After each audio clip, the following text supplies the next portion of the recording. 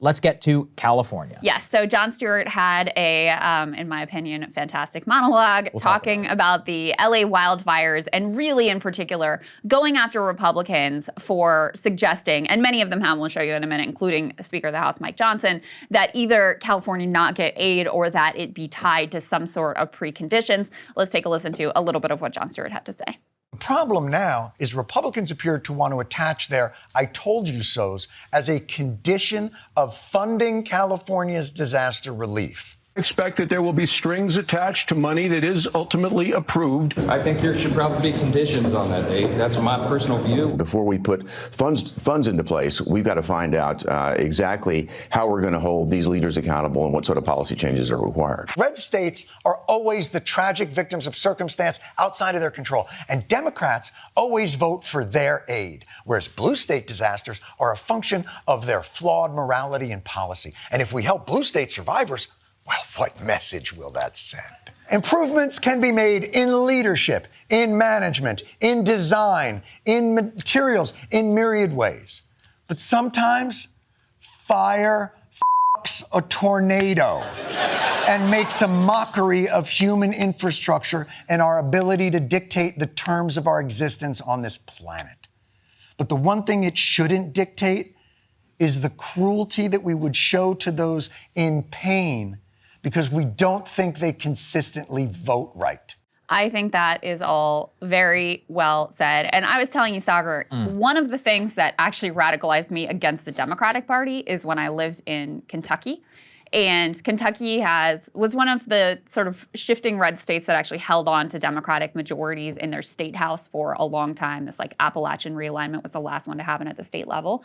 And the number of I'm not talking about like, Nancy Pelosi, I'm talking about just random Democrats online who, as this raft of terrible legislation, attacks on teachers' pensions, attacks on labor unions, et cetera, was rolling through the Kentucky State House and being signed into legislation by the at that time Republican Governor Matt Bevin, who were like, well, screw you, you should have voted different. Like you should have known better. You should have done something different. And I found that attitude so disgusting because I don't think whether people have a good life or not should be dependent on whether they voted for the politician that you like or don't like. Karen Bass, I think, has made a mess politically for herself. She pledged she wouldn't go out of the country. Then she was out of the country when the worst disaster possible struck the state. I am no Gavin Newsom fan. I don't think that should have anything to do with whether or not people who just lost their homes and everything they ever worked for, whether or not they get aid. Some of those people, by the way, are Republicans too. There are a lot of Republicans in California, even though the state overall is blue. And if we start going down this path of saying, I'm only giving aid and only helping out when you vote for the politicians that I want you to vote for, there is no end to that hell for this country that we would go down. I'll split the difference. I'm not saying, I'm fine with conditioning aid as long as it's reasonable. And what I mean by that is, for example, like when we bailed out pension funds, right? We don't bail out pension funds and allow them to just continue doing business after 2008. We'll bail you out, but we need to have some systematic reform to make sure that this stuff doesn't happen. So if it was actually policy focused, I would be fine. But the problem is if they're, for example, as people here know, I don't agree with the electoral vehicle mandate at all. It had nothing to do with the fire.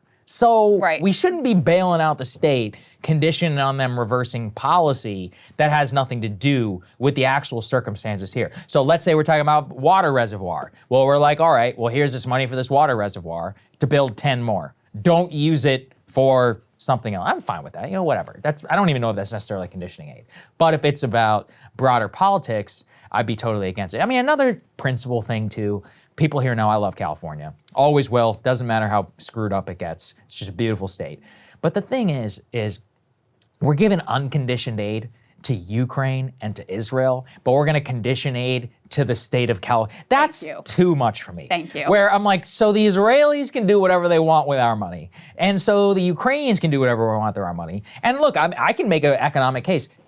probably California deserves to get bailed out than any other state in the entire nation. They pay probably more income tax to the federal government than anybody else. Right. They've got the biggest population. It's a G7 nation in its own right. You got 25% of the GDP of the entire country tied up in an industry which is headquartered there. So look, got a lot of problems and all that, but if California split off from America, we'd be screwed. It'd be not good for any of us. So look, I mean, just based on that alone. And then you've got the civic argument here, which is, look, it's a state just like any other. I would say it for Alabama, I'd say it for Mississippi, all these other states, which are probably net negatives, on a balance sheet for the federal government. Doesn't mean they aren't our citizens. Puerto Rico, any of these places, if you're under our purview, we take care of you.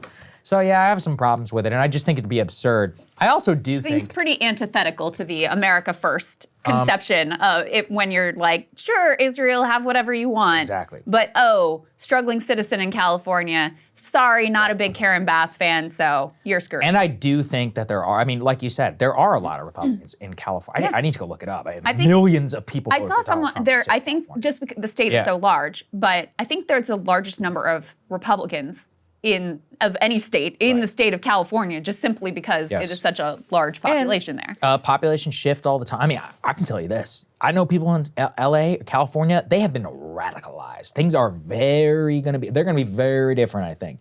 The LA elite, I mean, look at Ari Emanuel is already supporting a recall on, not officially, but he's like endorsed Karen Bass. He's the unofficial mayor, right? Like WME. You've got people like Rick Caruso the tech and sector has others. shifted The tech guys, half of them are right-wing. Peter Thiel lives in LA. There's a lot of right-wingers who live in LA. There's a lot of very rich Californians, but not just them. Now the voters, they've got a good case against Karen. I mean, she's done, right? She's dead. Just never gonna happen. I would certainly. Yeah, she'll probably get recalled given what's happened to her. And that guy, Rick Caruso, is probably gonna win. So you can think about, you've got all these guys and others who are effectively supporting a dino, like a Democrat in name only. I mean, who cares whether it's Democrat or Republican? If you want the policy to change, this would actually give Karen Bass and some of the liberals an argument for why, to argue against people like the actual reformers and others that you may want to see in power. So that'd be another main reason not to do it. Well, and also just keep in mind, like a lot of the focus has been on Pacific Palisades, which is not, I guess, I have sympathy for anyone who lost their home, even if they're rich, famous, whatever. But, these are wealthy people. They're going to be able to rebuild by and large.